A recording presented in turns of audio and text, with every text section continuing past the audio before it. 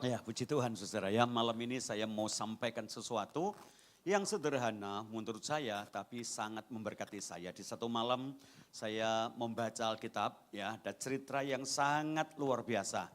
Ya, cerita ini saya akan ambil menjadi sebuah khotbah ya, dalam waktu 35 menit ini. Kita akan melihat campur tangan Tuhan yang luar biasa. Saudara. Yuk kita buka sama-sama dalam kitab Injil Markus pasal yang keempat. Injil Markus pasal yang keempat, kita akan mulai membacanya ayat yang ke-35. Saudara ya, Pak Yos, tolong saya Pak. Ya, jangan duduk di sana Pak, tolong saya ya supaya kita bisa membacanya dengan cepat. Kita Injil Markus pasal yang keempat, ayat yang ke-35 mulai ya. Mari perhatikan sama-sama, ini cerita yang sangat terkenal ya, anak sekolah minggu aja tahu ya. Tapi kita melihat sama-sama apakah yang Tuhan mau ceritakan kepada kita malam hari ini, silakan. Markus 4 ayat yang ke-35. Iya, Markus. Pada hari itu, waktu hari sudah petang, Ya. Yesus berkata kepada mereka, marilah kita bertolak ke seberang. Cukup. Pada hari itu, hari sudah mulai malam, saudara ya. Saya sampaikan kepada Anda ini cerita sekolah minggu tadi ya. Hari kapan? Pada hari itu adalah hari sibuk untuk Yesus dengan murid-muridnya. Kenapa? Murid-murid baru dipanggil menjadi murid Yesus di dalam satu daerah, namanya daerah Galilea, sebelah utara Danau Galilea. Danau Tiberias ada sebuah tanah miring yang namanya pegunungan, disebut dengan pegunungan Hermon. Ya, pegunungan Hermon itu dimulai dari pinggirnya Danau Galilea sampai ke puncak, namanya puncak Gunung Hermon. Ya, pada waktu itu murid-murid dipilih di sana di atas sebuah bukit, lalu Tuhan mengajar tentang kebahagiaan orang yang sesungguhnya yang disebut dengan khotbah bahagia atau ucapan bahagia. Lalu mereka pulang ke kampung kediaman Yesus namanya Kapernaum, saudara ya. Kenapa Yesus meninggal di Kapernaum? Dia tinggal di Kapernaum sebenarnya kalau Alkitab berkata ya pada waktu Yohanes Pembaptis ditangkap ya, lalu Tuhan Yesus menyingkir ke daerah Galilea, padahal kalau saya pikir Tuhan menyingkir-nyingkir itu kan pergi, saudara ya. Nah, Yohanes Pembaptis itu ditangkapnya di daerah Galilea. Kenapa? Dia ditangkap oleh seorang raja namanya Herodes Antipas. Herodes Antipas itu punya adik namanya Herodes Filipus. Ya lah punya kakak namanya Herodes Arkelaus. Arkelaus memerintah di Yerusalem, Antipas memerintah di Galilea, adiknya namanya Filipus memerintah 10 kota di sebelah timur namanya daerah Dekapolis. Lah adiknya ini punya istri namanya Herodias dirampas oleh kukunya. Kurang ajar ya. Jadi ini kuku rotok belakrak gitu loh ya. Ya, bojone Titi itu loh. Bojone Titi itu disebut apa ya? Siapa yang tahu? Ya ipar, tapi saya sebut Titi ya, bojone enggak ipar ya. Bojone Koko itu kan saus-saus. Bojone Taci, Cecang. Ini bojone Titi. Tifu, betul ya, Tifu. Ya, saya jadi ingat kata Tifu itu bojonya Titi, ya Tifu. Ya, lah dengan peristiwa itu namanya Yohanes Pembaptis itu menegur lalu dia ditangkap di Galilea. Tapi Alkitab kita terjemahnya bagus sekali. Ya katanya setelah Yesus mendengar bahwa Yohanes Pembaptis ditangkap, maka dia menyingkir dari Nazaret, pergilah dia ke Galilea dan tinggal di Kapernaum. Saya pikir ini bukan menyingkir. Kenapa? Kejadiannya di sana dia malah pindah ke sana kalau saudara ya. Tapi untungnya Matius berkata, untuk apakah Yesus pindah ke sana? Dia menggenapkan seluruh firman yang diucapkan oleh Nabi Yesaya. Hei engkau tanah Sebulun dan tanah Naftali, jalan ke laut, bangsa yang diam dalam kegelapan, bagimu telah terbit terang. Dan Kapernaum adalah sebuah batas ya antara kekuasaan Filipus yang namanya Raja Herodes Filipus dengan Raja Herodes Antipas. Ini persis perbatasan. Nah, pada hari itu adalah dia di sana dengan murid-muridnya, lalu mengajar, menyembuhkan banyak orang sakit. Lah Markus mencatatnya pada hari itu hari mulai malam, saya mau tanya jemaat, hari mulai malam itu waktunya orang apa? Tidur pasti. Hari sudah mulai malam. Jadi kalau anak-anak enggak mau tidur tuh malam-malam terus ibunya nyanyi, itu nyanyian meden-medeni anak kecil. Halo, betul ya? Ya, nyanyiannya apa? Burung hantu judulnya. Siapa yang tahu? Matahari terbenam hari mulai malam terdengar burung hantu suaranya. Terus, itu maksudnya anak-anak supaya takut ya ndang turu. Sekarang enggak. Mamanya anaknya ambil suara 2. Paduan suara. Ya, wis gak ono wedine arek saiki ya. Kalau dulu ya burung hantu tuh wedi, sekarang ditanya burung hantu di mana sekarang hantu nih kata ya. Ya betul kan ya, saya punya cucu dikit takut-takutin sama maminya. Nih berjalan situ loh ya, ghostnya di situ. Loh enggak ada mam, loh kenapa? Siang-siang masih ada ghost kata ya. Mateng kan ya, sudah enggak iso arek sekarang ini dikandani gitu ya. Lah pada malam itu Tuhan Yesus berkata kepada mereka, ayo kita menuju ke seberang. Berarti mau menyeberang. Saya sampaikan hari ini saudara, bahwa ide penyeberangan ini datang dari Tuhan. Ya, dari ayat ini kita tahu ide penyeberangan itu datang dari Tuhan. Yang setuju katakan amin. Nanti kalau ada apa-apa di tengah penyeberangan, saya mengerti sekarang, saudara ndak usah takut dalam kehidupan. Kenapa? Kita melihat contoh yang sederhana ini, kalau nanti mereka nyebrang di danau dan malam-malam mereka ini menyeberang, saudara kalau mau cari alasan untuk ndak nyebrang itu banyak. Secara cingli-cinglian, ya, ini kan hari sudah mulai malam, waktunya orang tidur. Lah ini sudah sepanjang hari Tuhan Yesus mengajar, sudah banyak menyembuhkan orang. Loh sekarang kan malam itu kan wayahe turu tuh saudara.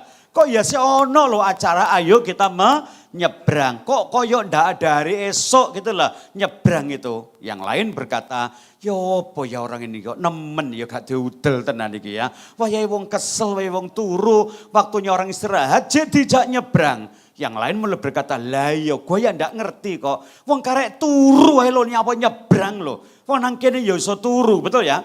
Orang itu kalau mau menanggapi perintah Tuhan, sebenarnya mau mensyukuri sebuah kehidupan, saudara yakin bahwa hidup saya dan hidup saudara, kalau kita sampai hari ini ada, itu karena idenya Tuhan, saudara. Bukan idenya kita. Halo, betul ya? Oh enggak pak, saya ini ada ini karena saya ini minum vitamin terus kok. Saya punya teman vitamin yang sak black, mate kena covid, saudara. Sungguhan ini. Oh ya saking itu gak nutut pak, kurang cepet. Dia sakit di Malang, dia punya pesawat pribadi, ya dia bawa dari Malang ke Jakarta, justru meninggalnya di sana. Lu kurang cepet apa? Duwe kurang pak, aduh sak tempe duwe saudara ya, sampai metu jamure kira-kira, betul ya? Itu ndak karena semuanya itu saudara, saya tahu semua itu. Kalau saya masih hidup, Anda masih sehat, ini karena idenya Tuhan. Tepuk tangan dulu yang meriah buat Tuhan kita. Ya, amin. Kalau ndak ada ide Tuhan, kita ndak hidup. Saudara jangan bayangkan loh ya, saudara-saudara semua orang yang kena COVID itu bukan orang yang kekurangan. Kebanyakan orang hidup berkecukupan loh. Rata-rata orang kaya yang kena. Sampai tetangga saya ngomong, wis aja wedi pak, iki loh ya wis gak usah vaksin. Kamu harus vaksin. Lah kenapa? Loh, iku wong gendeng iku, kuwabe wong gendeng gak usah kena COVID. Aku ngomong, ciami kon pinggiranmu ya, apik wis ya, kuwabe wong gendeng gak kena COVID. Apa kok gak kena COVID? Ngerti kon? Napa pak? Soalnya gendeng. Loh langgih, tapi tiang gendeng kan mboten kena COVID. Gak ono sing kena COVID. Lah iya pak apa? Soalnya gendeng. Tadi sederhana yang kon gak gelem kena COVID. Gendeng wis, betul ya. Lalu berkata, yuk gak ngono pak, katanya dia ya. Nah, coba kita lihat. Saya merasa saudara ya, kalau saya masih boleh ada dan saya masih boleh melayani, saya baca ayat ini, ide penyeberangan itu datang dari Tuhan, ide saya hidup datang dari Tuhan, ide Anda ada itu juga datang dari Tuhan. Amin. Nah kalau Tuhan punya ide, dia pasti tanggung jawab atas hidup kita. Ya. Jangan menyesali Anda masih ada di tahun 2023 dengan berkata, enak sing mati wis. Ngeluh aku urip iki, ekonomi tambah ruwet, sembarang tambah angel, ngerti yang ngene mati. Lho kok gak wingi kon ngomong ngono. Lah betul saudara ya. Lah berarti kan Tuhan masih akan berikan kita hidup. Ya. Lah karena Tuhan yang mengajak, ayo kita bertolak ke seberang. Lalu ayat 36 berkata, ini karena ide Tuhan. Terus mereka meninggalkan orang banyak itu, ya, lalu bertolak dan membawa Yesus beserta dengan mereka serta dengan mereka dalam perahu di mana dalam perahu Yesus di mana Yesus telah duduk dan perahu-perahu lain juga dan menyertai dia. perahu-perahu lain. Perhatikan kata-kata ini. Perahu-perahu lain. Yang keras sama-sama. 2, 3. Perahu-perahu lain. Itu juga menyertai dia. Jadi penyeberangan ini Yesus yang punya ide dan dia berkata murid-murid Tuhan, kalau engkau memang mau ngejak kami menyeberang, ayo kita menyeberang. Tuhan masuk di perahu saya. Tuhan itu kalau nyuruh enggak pernah dia nyuruh orang dilepaskan ya. Di mana dia punya ide dalam kehidupan, dia ikut serta dalam penyeberangan. Itu hebatnya Tuhan itu. Kalau dia nyuruh seseorang melakukan sesuatu, dia tidak tinggalkan orang itu dalam perjuangannya. Dia ikut serta dalam sesuatu yang Tuhan perintahkan. Amin. Saya merasakan kok, saya suruh melayani Tuhan, Tuhan tidak lepaskan saya. Dia berkata, engkau melayani aku, tapi aku juga menyertai engkau. Kalau Tuhan masih berikan kehidupan kita, kita pasti disertai Tuhan. Siapa yakin kita disertai Tuhan? Tepuk tangan dulu yang meriah buat Tuhan kita. Ini loh hebatnya. Markus ini memang bukan saksi mata dalam peristiwa ini. Kenapa? Dia adalah generasi yang kedua dalam kitab.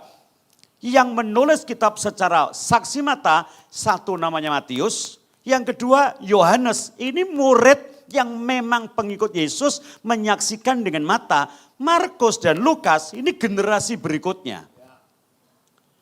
Tapi penulisan Markus itu sederhana tapi hebat. Kalau Tuhan yang ngajak, Tuhan yang nyuruh, dia tidak pernah nyuruh dengan menyuruh saja. Dia menyertai orang yang disuruhnya. Dahsyat. Kita ini kadang-kadang kalau nyuruh orang, wes nyebrang lah. Orang itu nyebrang sendiri kita diam. Wes yo sampai ketemu. Tuhan ndak, wes nyebrang lah. Tapi gua melok kabeh lu nyebrang. Hebatnya.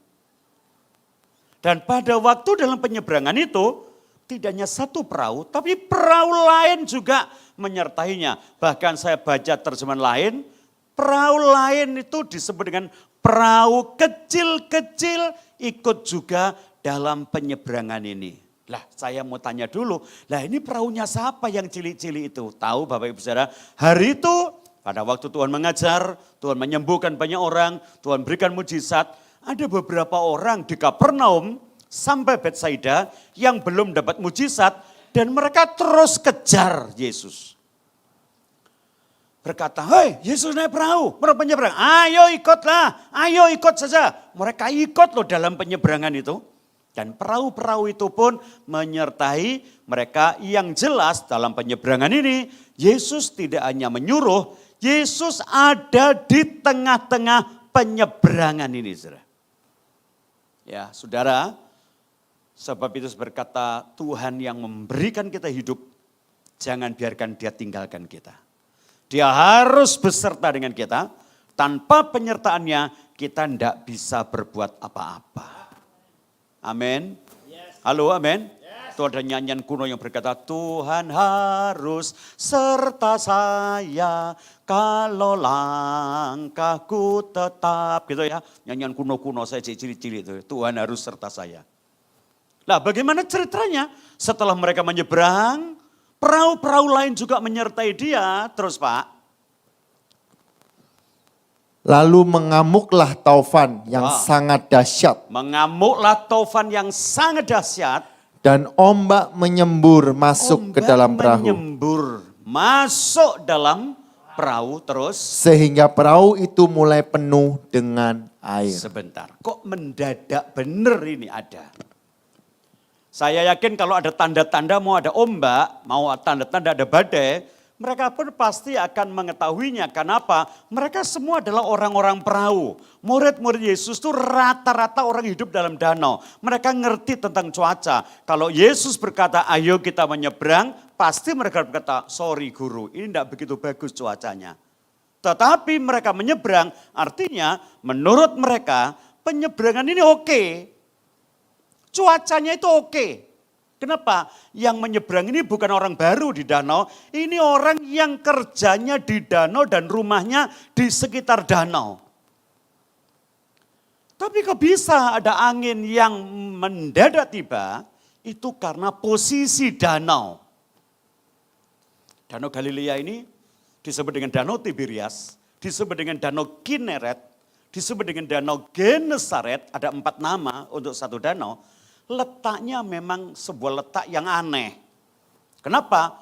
Danau Galilea itu letaknya itu di bawah permukaan laut sedalam 200 meter. Di bawah permukaan laut.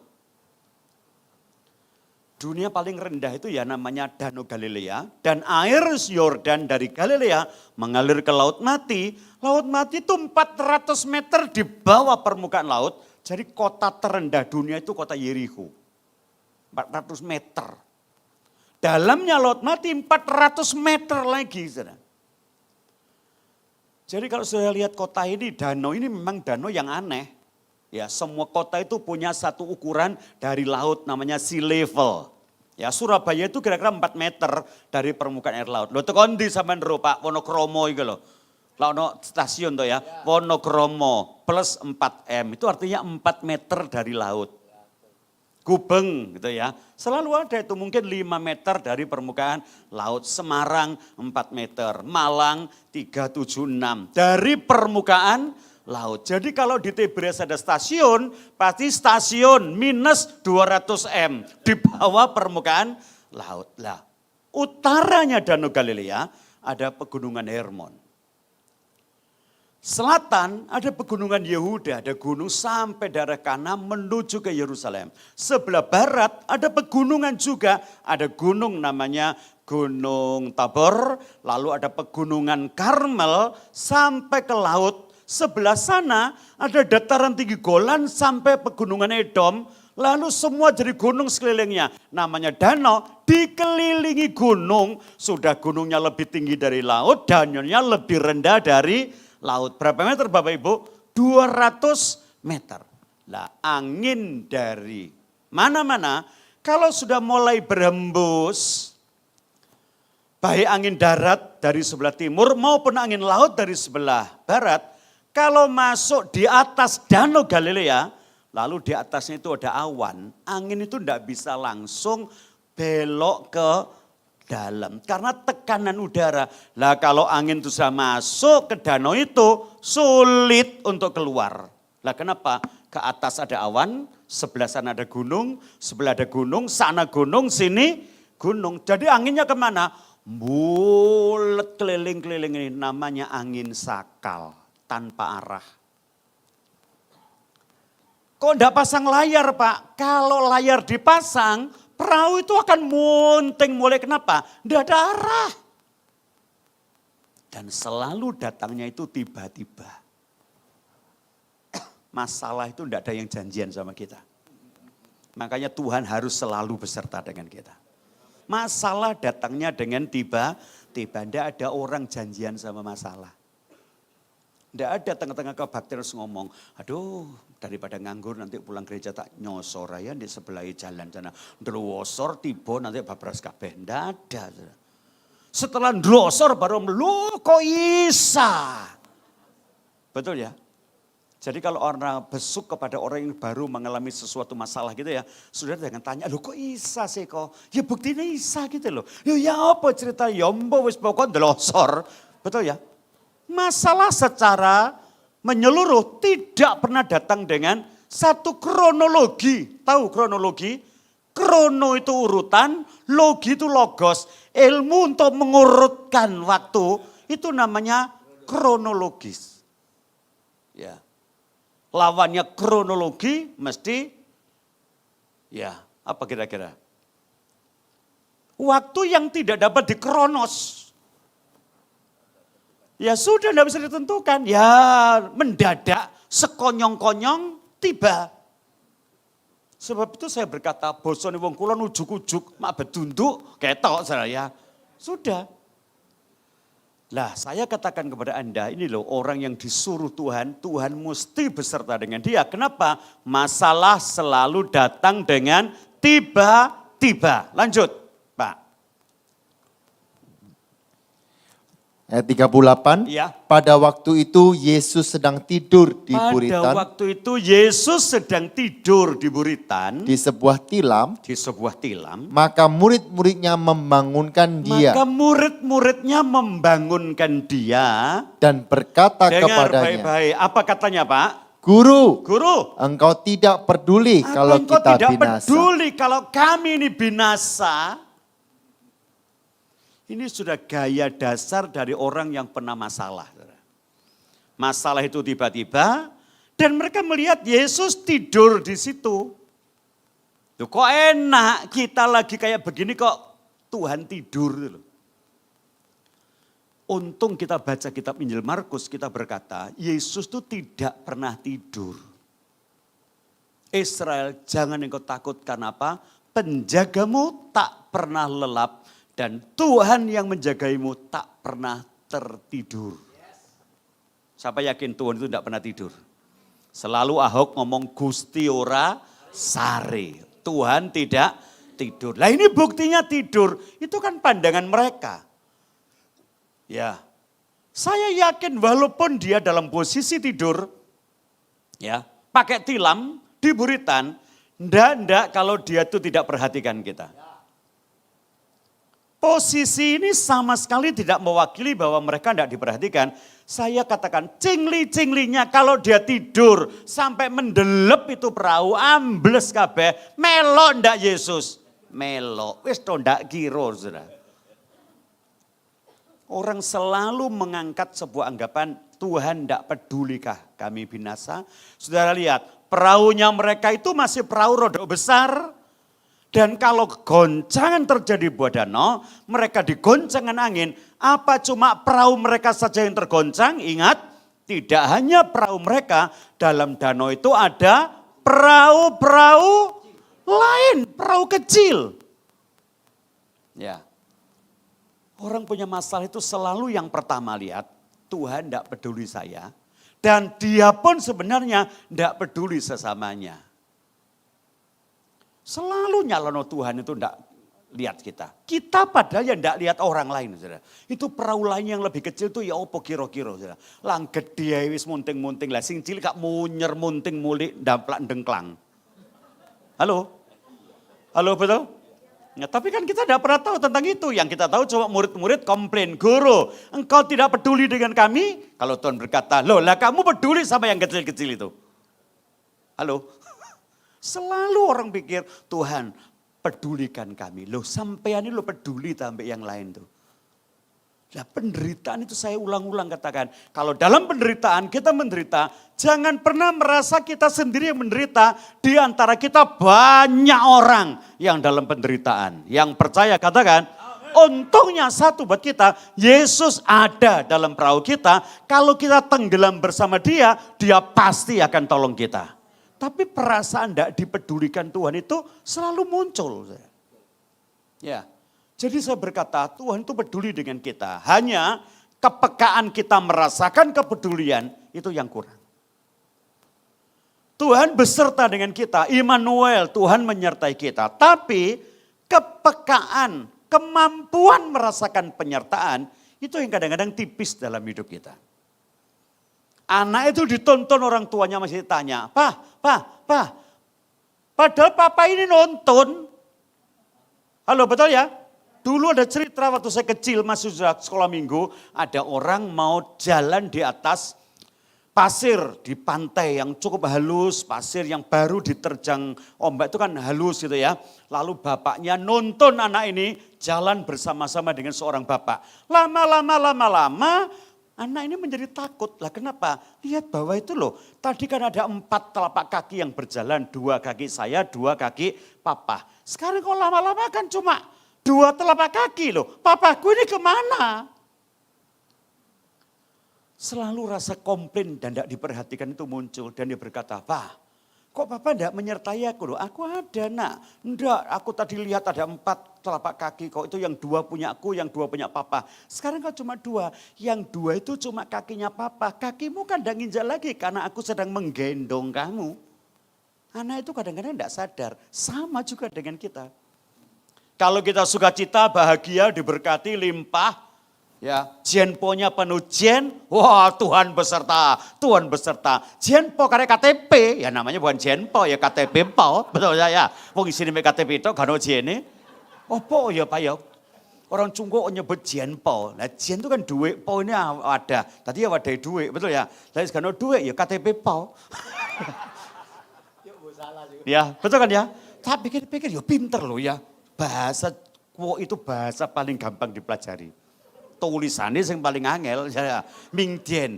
Mingdien itu apa? Besok. Ming itu kan terang. Dien, langit. Kapan langitnya padang? Ya meni. Loh ya, gampang tuh ya.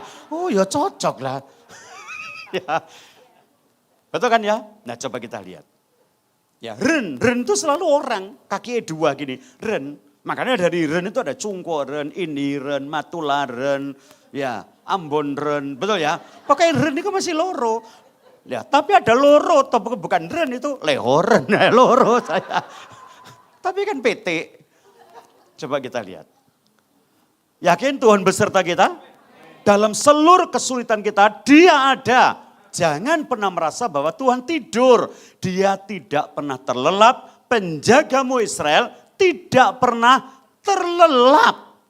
Ya, orang yang punya pengalaman penderitaan selalu ngomong begitu. Coba kita lihat kitab Ayub pasal 9 ayat 21 sampai 22. Ayub 9, 21 sampai 22. Perhatikan.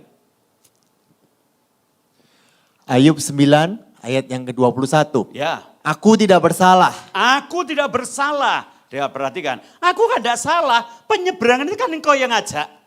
Lek gak bojak, aku kan gak budal. Sama dengan murid-murid. Aku tidak bersalah. Dalam hal ini Tuhan yang salah. Loh aku kan tidak salah. Wong enak-enakmu turu. Wong karek merem kok bojak. Kan gak salah. Yang lain mulai rasa-rasa. Aku wis kroso tadi itu. Gue ini wis kroso. Saking gak iso ngomong. Lah kon yo ngomong tuwek menengahi. Petrus berkata, lah kon nom yo gak kangen ngomong. Kok yo menengahi. Lah wis kalo ngene kon nyalahno aku. Lah ya apa lho kon melok. Wong sing tuwek melok. Lah sing nom lah melok ae. Betul kan? Pancen kon ngono gedang godhog. Hotel, gerang, goblok, ngeyel itu ya. Saling menyalahkan dalam perahu itu. Loh betul gak saudara? Nah itu memang Tuhan yang ngajak. Loh sebetulnya dalam ini kalau kita mau nyala-nyalakan, siapa yang paling salah? Yesus lah, kenapa? Lah dia yang ngajak. Tapi sesungguhnya ide itu kan datang dari dia. Kalau di tengah-tengah ide ada persoalan, saudara jangan ngomel. Ya Tuhan saya punya ide. Banyak orang selalu berkata, kalau Tuhan izinkan selalu jalan lancar. Enggak. Jangan pernah berkata, semua kalau Tuhan beserta, semua jalan lancar. Kalau Tuhan kehendaki, lancar. Salah.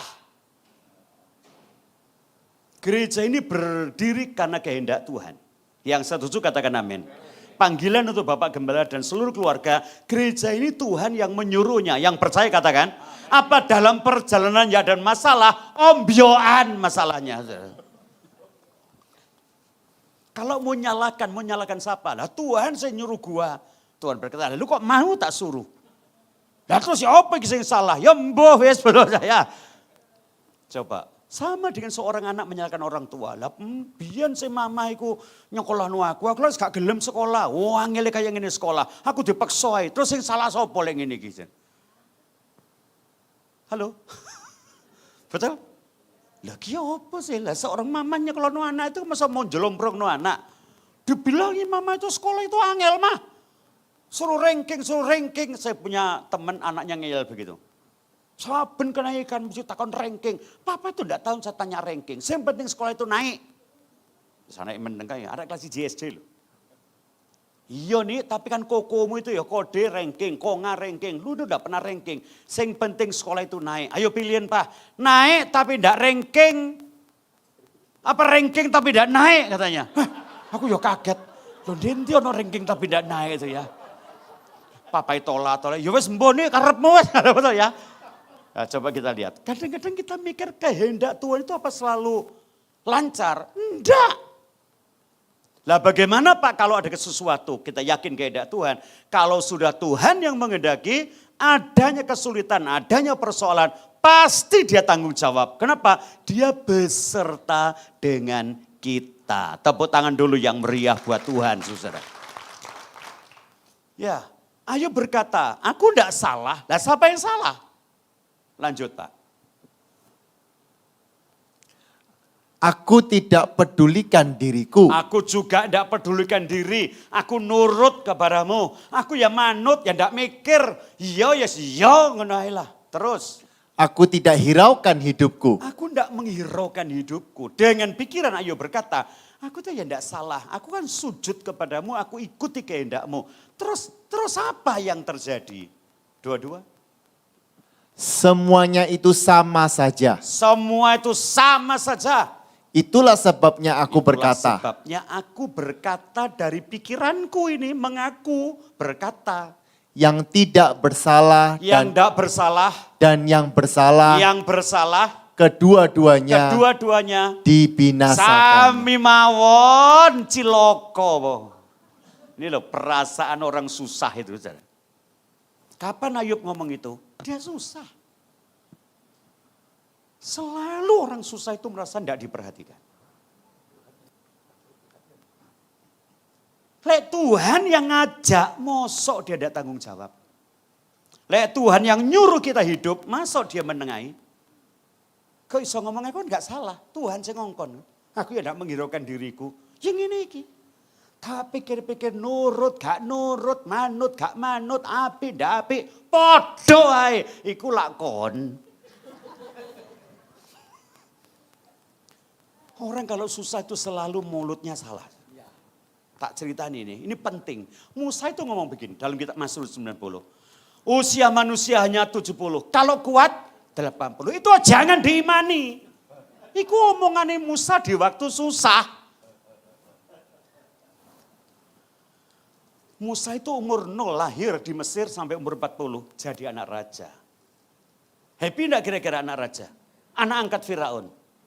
40 gara-gara mateni orang Mesir, dia lari.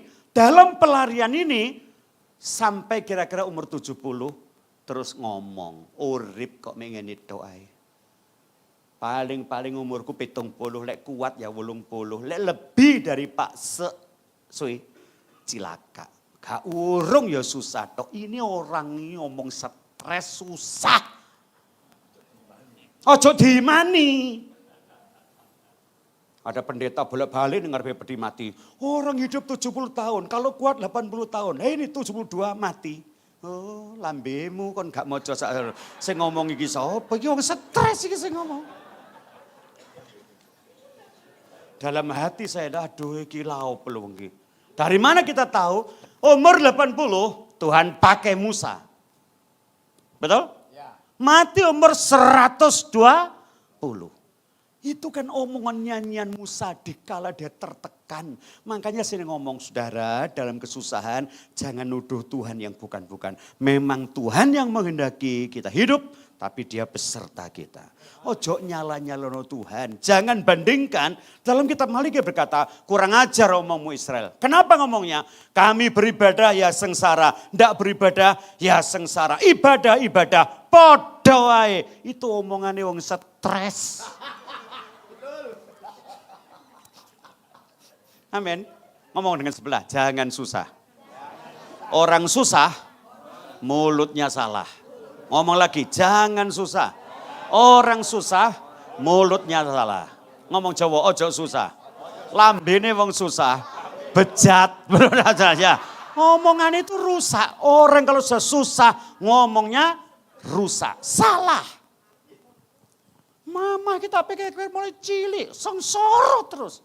Dadi anak engkongmu soro, rabi mbek papamu tambah soro, papamu mate luwe soro maneh. Saiki karek kon ya soro maneh. Kok gak bongko ae mama itu. Itu omongannya orang apa kira-kira? Orang susah, orang stres. Hari ini saya berkata apapun penderitaanmu, jangan pernah kau ngomong salah. Tuhan menyertai kita, dia tanggung jawab hidup kita, dia pasti tolong kita. Yang percaya tepuk tangan sekali lagi. Amin, amin. Lanjut. Dikit lagi. Walaupun sudah habis, 5 menit lagi saya minta. Mari. Markus tadi itu. Markus 4 ayat yang ke-39. Nah. Ia pun bangun. Menghardik angin itu. Dia berdiri dan menghardik angin itu. Dan berkata kepada danau itu. Ya. Diam. Tenanglah. Lalu angin itu reda dan danau itu menjadi teduh sekali. Piro ini sih. Apa sulitnya untuk menyelesaikan masalah? Tinggal berdiri dan berkata, hei diam. Dia tidak berkata, angin diam. Tidak loh. Mana ngah? Termasuk siapa? Halo? Kira-kira Tuhan ngomong ini termasuk siapa ya di situ? Murid-murid. Kabeh, gak angin, gak kon podo, tojo ini ampun-ampun. Kakek lambe kon iki gak entos apa-apa. Betul ya? Tak blekai kon Jawa sekarang ya. Dia berkata, diam, tenang saja. Setelah mereka tenang, semua tenang. Ayo maju lagi, maju lagi. Sedikit saja melompat dari itu, langsung kembali pada pasal sesudahnya. Lalu ia berkata kepada mereka, Ya, mengapa kamu begitu takut? mengapa kamu begitu takut? Mengapa kamu tidak percaya? Lagi, maju dikit lagi pasal 5. Lihat. Mereka menjadi sangat takut Ya. dan berkata seorang kepada yang lain, Ya, siapa gerangan orang ini? sopo orang ini? Sehingga angin dan danau pun taat. Angin lu, kepada- Dano taat. Mereka mulai sadar, lah iya lu kok enggak taat. Danau taat. Betul ya? Lah ya danau disuruh meneng-meneng, lambemu gak meneng-meneng, heran.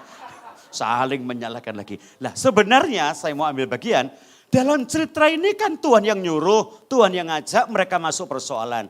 Lah endingnya apa toh? Yuk maju lagi pasal 5 ayat 1 dan sampai sedikit. Ayat 2 mungkin. Markus 3. 5 ayat yang pertama. Ya, Lalu sampailah mereka di seberang danau Ya. di daerah orang Gerasa. lanjut. Baru saja Yesus turun dari perahu, datanglah seorang yang kerasukan roh jahat Ya, dari pekuburan menemui dia. terus. Orang itu diam di sana dan tidak ada Orang seorang itu pun diam lagi di kuburan itu dan tidak ada seorang pun lagi yang sanggup mengikatnya ya, sekalipun dengan rantai. ayat 4. Karena sudah sering ia dibelenggu dan dirantai, Ya. tetapi rantainya diputuskannya dan Ya. belenggunya dimusnahkannya. Ya. Sehingga tidak ada seorang pun yang cukup kuat untuk menjinakkannya. Perhatikan yang terakhir ini. Mereka berangkat berlayar hari mulai malam. Kenapa enggak besok? Dan kalau pergantian pasal ada satu kata, keesokan harinya berarti tambah hari. Ini kan enggak ada kata keesokan harinya. Berarti Yesus sampai di Gadara itu kapan? Malam itu. Malam itu juga dia sampai di Gadara. Daerah Filipus, daerah Dekapolis, daerah seberang sungai Yordan. Sebelah timurnya danau. Untuk apa? Kok ya mendarat itu di kuburan? Nah di kampung, di kuburan, datanglah orang dirasuk setan ditanya, hei siapa namamu? Legion, kami banyak. Pak Moso Pak, tengah-tengah malam ada orang di kuburan. Lo ndak gendeng Moso ono, ndak ada orang lain kok ini. Mana Pak ayatnya kalau itu ada orang gila di waktu malam? Maju satu ayat lagi yang terakhir. Ayat 5. Siang malam ia berkeliaran Siang malam ia berkeliaran. di pekuburan dan Ya. di bukit-bukit Ya, sambil berteriak-teriak Ya, dan oke. memukuli dirinya dengan batu. cukup. Berarti itu malam. Harusnya sudah tidur murid-murid. Yesus harusnya sudah tidur malam itu. Dia tahu ada seorang yang butuh dia. Di mana? Di Gadara. Apakah dia tahu malam itu akan ada badai? Pasti tahu. Apa dia tahu akan ada kesulitan? Pasti ngerti. Kenapa Tuhan menerjangnya juga? Dia cuma satu tujuannya, ada satu jiwa yang perlu pelayanannya. Walaupun itu cuma uang gendeng.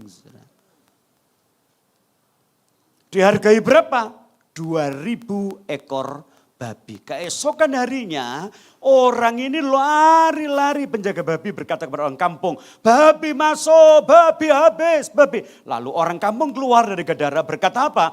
Yesus segera tinggalkanlah daerah ini. Dan Yesus pun meninggalkan daerah itu. Singkat, kalau begitu untuk apa Yesus pergi ke Gadara? Hanya untuk selamatkan satu jiwa. Berani menantang segala kesulitan, badai hidup persoalan. Hanya untuk satu jiwa. Siapa tahu hari ini dia hadir. Hanya untuk Anda, mungkin satu orang.